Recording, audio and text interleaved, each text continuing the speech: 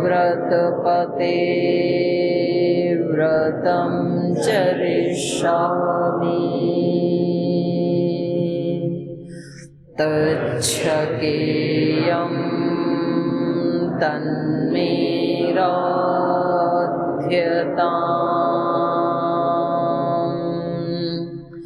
इदमहमनृतात् सत्यमुपैमि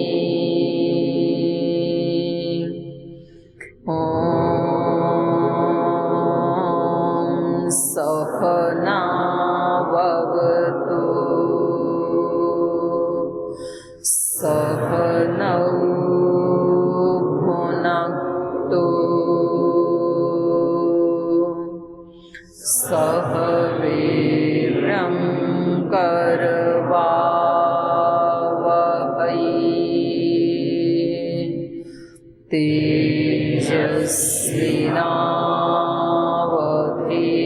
तेजस्विनावधीतमस्तु मा विद्विषावहै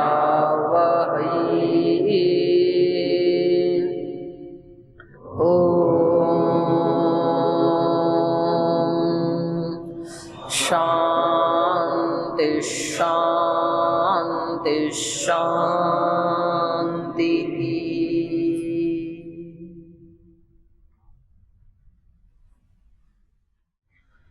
वाल्मीकि रामायण के अरण्य कांड का 25वां सर्ग पढ़ रहे हैं और जो 24वें सर्ग में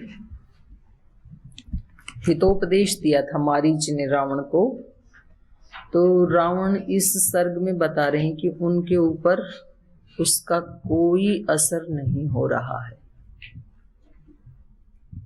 जैसे मैं आप लोगों को रोज बताती हूँ ना, क्लास में आके बोलना नहीं, और उसका आपके ऊपर कोई असर नहीं हो रहा है।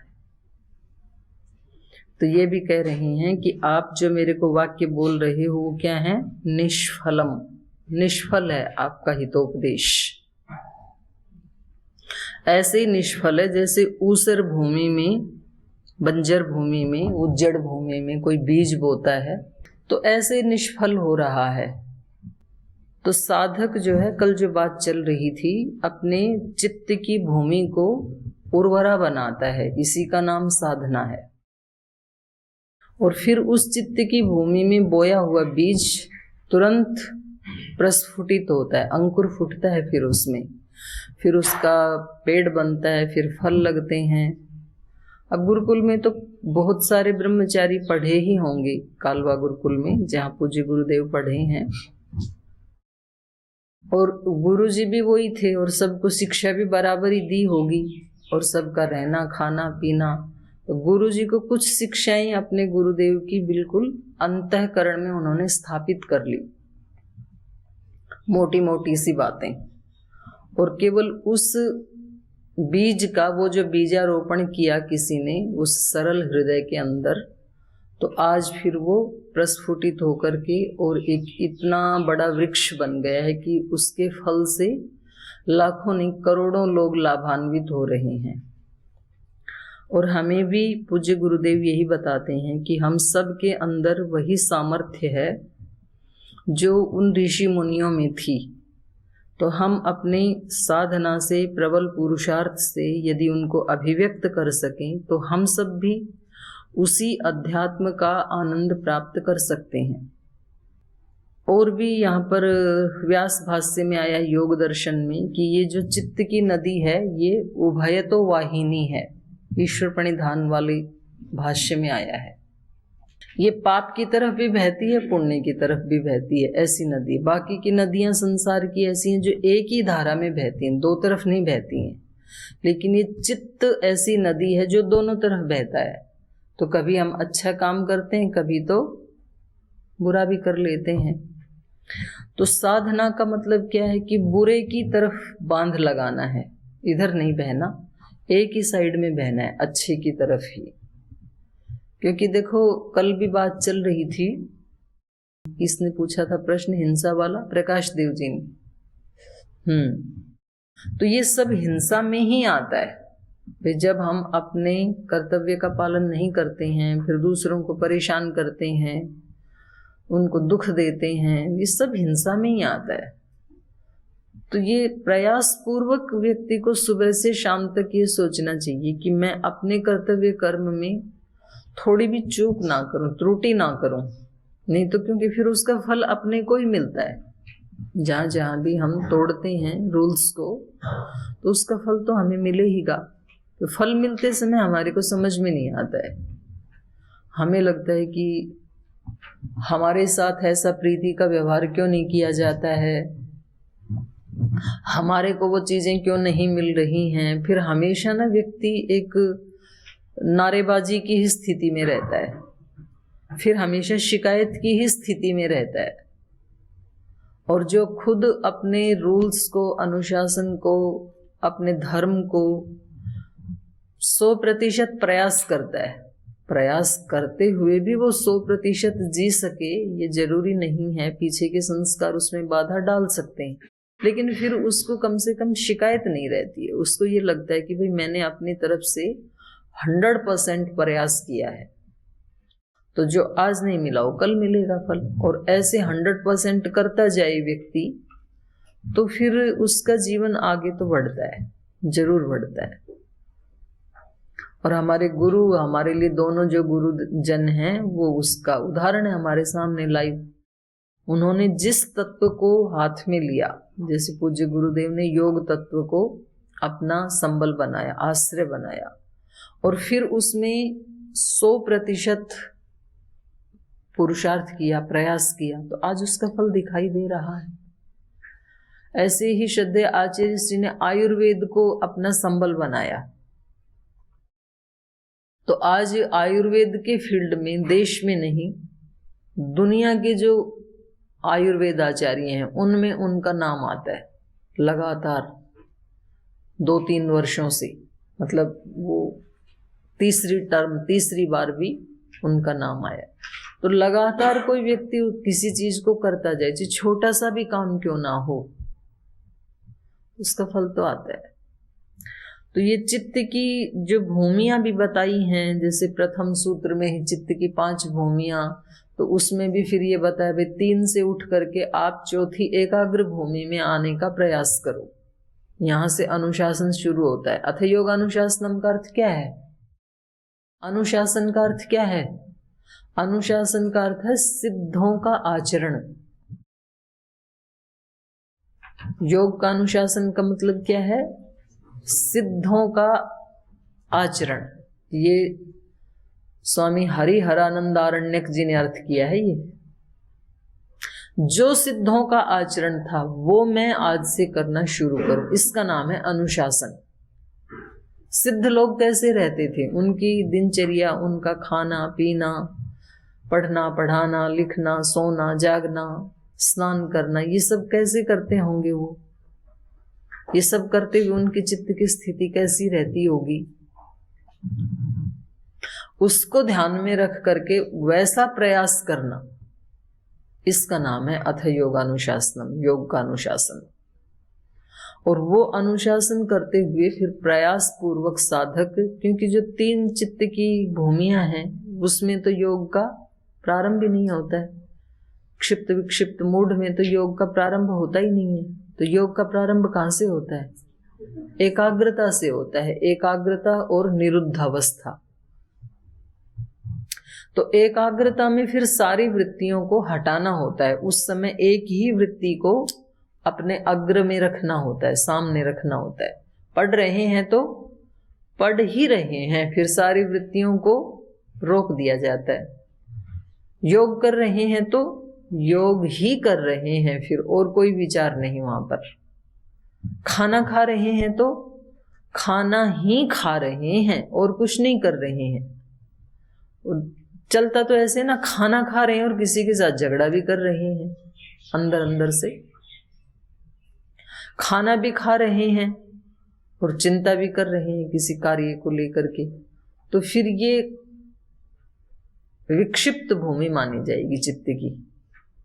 और विक्षिप्त की भी कई अवस्थाएं हैं, मतलब थोड़ी देर के लिए कोई विचार आए और ज्यादा देर तक चित्त एकाग्र रहे, ये विक्षिप्तता की उत्कृष्ट स्थिति है।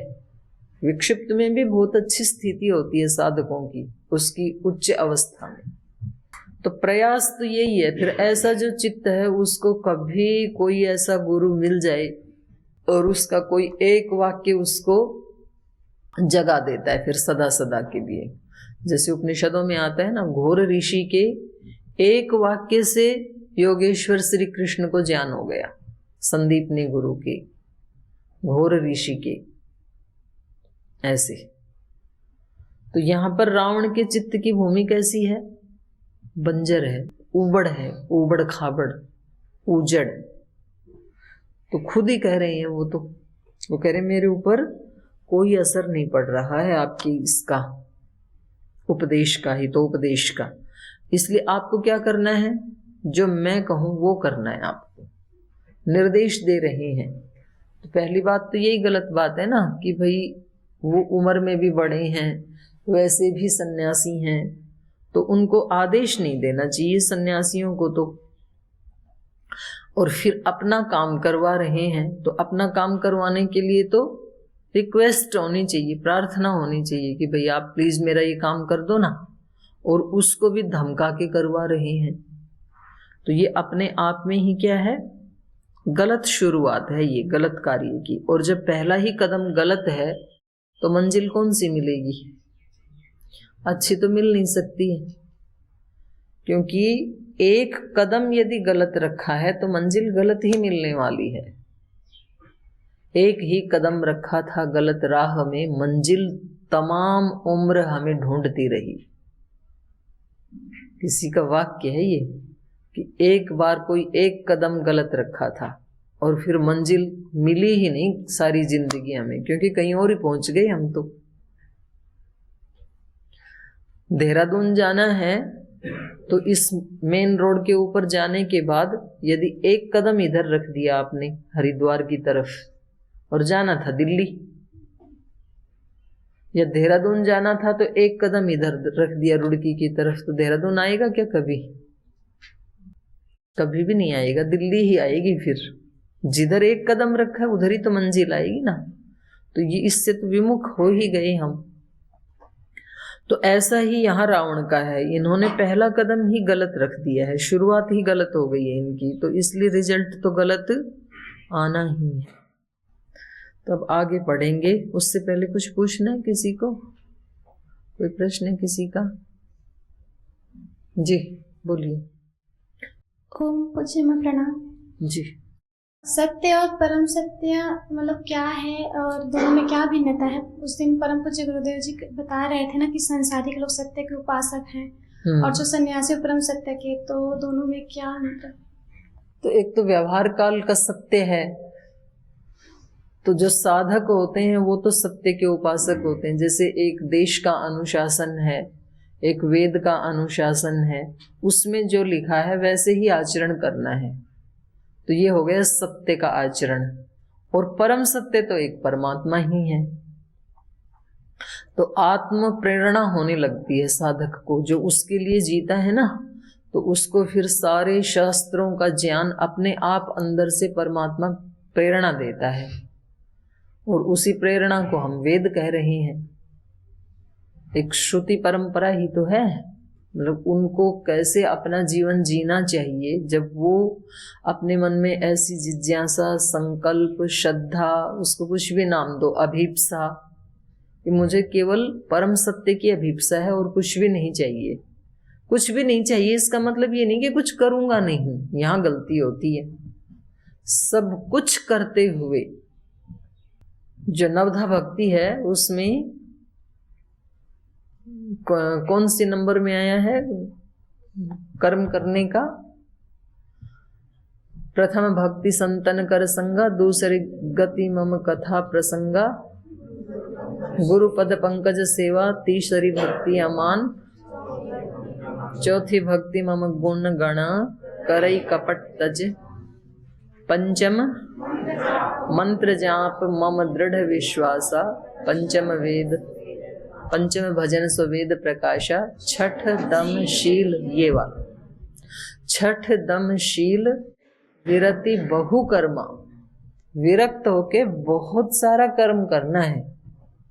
दमन करते हुए, छठ दम शील, अपने व्यक्तित्व को ऊंचा उठाते हुए और विरक्त होते हुए खूब सेवा करनी है, निठल्ला नहीं होना है। तो कर्म तो करना है खूब सारा, क्योंकि भगवान ने उसी के लिए शरीर इंद्रिय आदि दी हैं, लेकिन विरक्त होकर के करना है।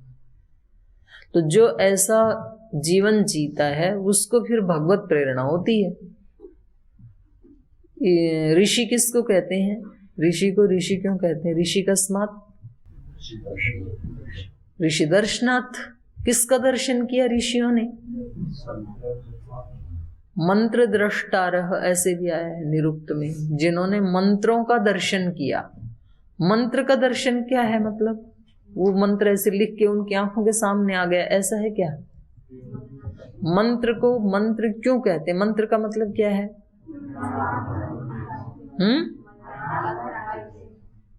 क्या मंत्र मतलब?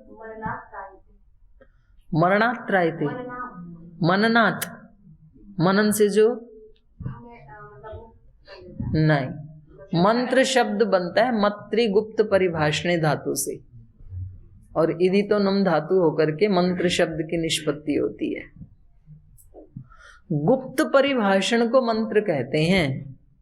किसके साथ गुप्त परिभाषण? एक तो परिभाषण तो हो गया, आमने सामने बात करते हैं, और गुप्त परिभाषण कैसा होता है? कान में जाके बोलते हैं, उसको कहते हैं गुप्त परिभाषण। मतलब जहां दूसरे ना सुने उसी को कहते हैं ना। या तो कहीं दूर जाकर के एकांत में बात करते हैं, चलो भाई आपसे कुछ गुप्त वार्ता करनी है,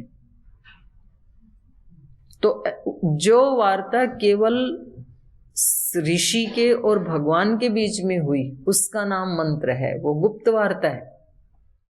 ऋषि के पास बैठ करके भी कोई ध्यान लगा रहा है, उसको भी नहीं सुनेगा ईश्वर क्या बोल रहा है। उस ऋषि को किसी को भी नहीं पता लगेगा, केवल उसी को पता लगता है। उसी के चित्त में वो सत्य ईश्वर बताता है, उसका नाम मंत्र है। वो मंत्र का दर्शन है। तो वो मंत्र का दर्शन उसी को होता है जो परम सत्य का उपासक है। जो आपने पूछा ना, ये ही है परम सत्य का उपासक, जो ऋषि है। तो ऐसे ऋषि पहले भी होते रहे और नए भी हो रहे हैं और होने की संभावना है। ऋषि भी रीड्यो नूतन ही रुत, अग्नि सूक्त के दूसरे ही मंत्र में आ गया ना, अग्नि मीले पुरोहित यज्ञस्य देवम मृत्युजम होतारम रत्न धातमम। अग्नि पूर्वे भी ऋषि भी रीड्य, उस अग्नि को पूर्व ऋषियों ने भी पूजा, स्तुति की उसकी। नूतन ही रुत, नूतन भी कर रहे हैं और आगे भी करेंगे। तो इसका मतलब है नूतन ऋषि होने का विधान भी वेद खुद ही कर रहा है। ये नहीं कह रहा कि भाई जितने ऋषि हो चुके अब नहीं होने वाला कोई भी, ऐसा नहीं है। आज भी हो सकता है कोई भी। पहले विश्वामित्र हुआ, आज भी कोई विश्वामित्र हो सकता है। विश्वामित्र का क्या अर्थ है? पूरा विश्व है मित्र जिसका। अब पूरा विश्व हमारा मित्र बन जाए, ये हमारे हाथ में है क्या? हम कितना भी अच्छा आचरण करें, प्रीति का आचरण करें, प्रीति की भावना रखें, फिर भी कोई दूसरा उसको गलत समझ सकता है, समझते ही हैं। और तो वो लोग तो हमसे प्रीति नहीं करेंगे, तो फिर तो हम कभी भी विश्वामित्र नहीं बन सकते हैं। तो इसका समाधान ये है कि वो भले ही हमें मित्र ना समझें, लेकिन हम सबको मैत्री के भाव से देख सकते हैं, इसमें हम स्वतंत्र हैं। जो बुरा कर रहा है हमारे लिए, उसके लिए भी हम बुरा ना चाहें, अंदर से भावना यही रखें भाई इसका भी भला ही हो, इसको भी सद्बुद्धि मिले, ऐसी भावना रखने में व्यक्ति स्वतंत्र है। तो ऐसा जो प्रयास पूर्वक कर पाता है वो व्यक्ति विश्वामित्र बन सकता है, तो उसमें कोई बाधा नहीं है। तो परम सत्य के उपासक होने का मतलब है ऋषियों का जीवन जीना। आत्यंतिक की प्रीति से क्या तात्पर्य, मतलब आत्यंतिक की प्रीति? हाँ, तो आत्यंतिक की प्रीति का मतलब होता है केवल प्रीति ही प्रीति बच जाए और दूसरा कुछ बचे नहीं। तो दोनों चीजें साथ होती है ना, प्रीति और अप्रीति दोनों साथ साथ रहती हैं। तो जो हमारे अनुकूल हैं, आचरण अनुकूल करते हैं, प्रिय आचरण करते हैं, उनके प्रति तो प्रीति रहती है हमारे चित्त में। जो प्रतिकूल आचरण करते हैं उनके लिए अप्रीति होती है। तो ये दोनों हैं यहाँ पर हमारे चित्त में, प्रीति और अप्रीति। आत्यंतिकी प्रीति का मतलब है कि वहां अप्रीति है ही नहीं चित्त में किसी के लिए भी। तो पहले वाला जो आपको उदाहरण दिया ऋषियों का, वही उदाहरण इसका बनेगा। आत्यंतिकी प्रीति कोई ऋषि ही कर सकता है, और उसमें फिर ये नहीं कहना कि जी हम कोई ऋषि थोड़े ही हैं कि हम आत्यंतिकी प्रीति करें, नहीं है तो बनना है, उसी राह पे तो कदम बढ़ा रहे हैं ना। तो ये उसका उत्तर है। हो गया? मतलब सत्य का अर्थ मतलब वेद और जो हमारी उपनिषद आदि ज्ञान है वो सत्य हो गया, और जो परम सत्य जो ईश्वर है वो परम सत्य, ऐसा समझेंगे क्या? धन्यवाद। जय माता जी को सादर प्रणाम। जी भाई। एक बहन जी ने क्वेश्चन पूछे थे कल, यक्ष और राक्षस वाला। हाँ, उसका उत्तर भगवान श्री कृष्ण ने दिए हैं श्रीमद् भगवद गीता। कहाँ? 17वें अध्याय के 4थे श्लोक में। बोलो, श्लोक बोलो। यजन्ते सात्विका देवान यक्ष रक्षांसि राजसाः प्रेतान भूतगणांश्यन्ये यजन्ते तामसा जना। इसमें उन्होंने कहा पर यहाँ पर तो जो प्रेत है वो तो तामस में आ गया, तो तामस तो निंदनीय वहां पर वर्णन हुआ है निंदा की दृष्टि से। वहां तो देवों की पूजा है जो आप श्लोक बोल रहे हो जी। बाकी के जो है यक्ष आदि, तो वो राजसिक शक्तियों की उपासना करते हैं। राक्षस, यक्ष और राक्षस। हाँ, यक्ष और राक्षस जी। राजसिक की उपासना करते हैं और देवों की उपासना सात्विक लोग करते हैं। तो फिर इस श्लोक में तो भाई ये निंदा हो गई राजसिक और तामसिक की, यक्ष राक्षसों की और भूत प्रेतों की। तो ये तो उनका प्रश्न था ही कि ये तो निंदनीय है। उनका प्रश्न ये था कि वहाँ जो राक्षस और पिशाच योनि, उसको देव योनि में क्यों रखा है? यही तो ये तो बना ही रहा प्रश्न फिर अभी भी। नहीं, इसमें उत्तर इस रूप में है कि यजन्ते, यो यज धातु इसमें प्रयोग हुई है यजन्ते में। यज देव पूजा संगतिकरण दानेषु, इसका अर्थ होता है। तो जो सात्विक लोग हैं वो देवताओं की पूजा करते हैं, अथवा जैसे बोला था ना देवो कस्मात्, तो देवो दानात्, तो उसमें दान का भी अर्थ निकल रहा है। बिल्कुल। तो देवताओं की जो पूजा करेंगे, अथवा सात्विक जो जन हैं वो देवताओं का यजन करते हैं, और यक्ष और राक्षस का जो यजन करते हैं वो राजसिक लोग हैं। ठीक। और तामसिक लोग जो हैं वो भूत और प्रेतों का यजन करते हैं। ठीक। तो वो कुछ देते हैं, प्रेत हो अथवा राक्षस हो, इस दृष्टि से वो देवी योनि में आ जाएंगे। नहीं, पर वो तो तामसिक और राजसिक शक्ति ही देते हैं। हाँ, तो जिसके पास जो है वही तो देगा। आप यदि भूत प्रेत पिशाच की उपासना करोगे, करते ही हैं तांत्रिक आदि, तो वो कैसी शक्ति देगा? आप किसी को मार सकते हो यहाँ बैठे बैठे, ऐसी शक्ति देंगे वो। तो ऐसे में पुराणों में ऐसी ऐसी विद्याएं हैं, जैसे मूठ मारना, पहले लगभग 100 साल पहले तक भी प्रचलित थी ये विद्या। तो यहाँ बैठे बैठे आप किसी कोसों दूर बैठे हुए आदमी को मार सकते हो। वो जाकर के उसके छाती में लगेगा ऐसे मुक्के की तरह, या तो पीछे गर्दन में, किसी भी मर्म स्थान पे।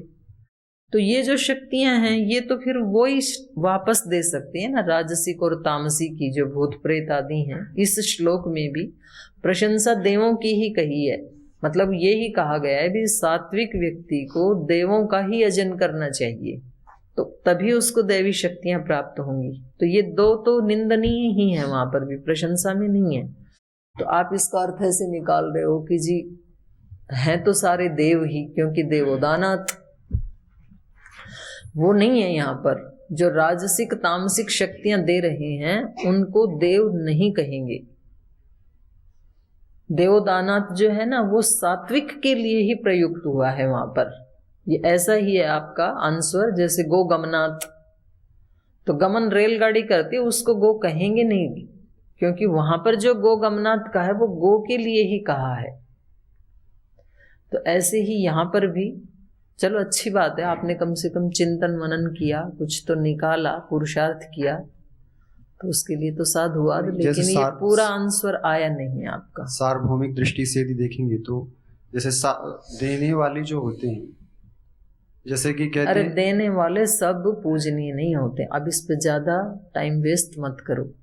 इसका आंसर एक उदाहरण भी जैसे आता है गोस्वामी तुलसीदास जी का, कि वो एक जल में पेड़ ये में, मेरे को जबरदस्ती दे रहे हैं तो लेना पड़ेगा। हाँ, पेड़ में एक वो जो है जल डालते थे, वो जाके जहाँ भी उपासना आदि करते थे, तो वहाँ रामचरित तुलसी मानस में भी आया है कि वो राक्षस प्रसन्न हो जाता है उनसे, गोस्वामी तुलसीदास जी से, और प्रसन्न होके वो बोलता है गोस्वामी तुलसीदास जी से कि आपकी जो इच्छा है वो मांगिए आप।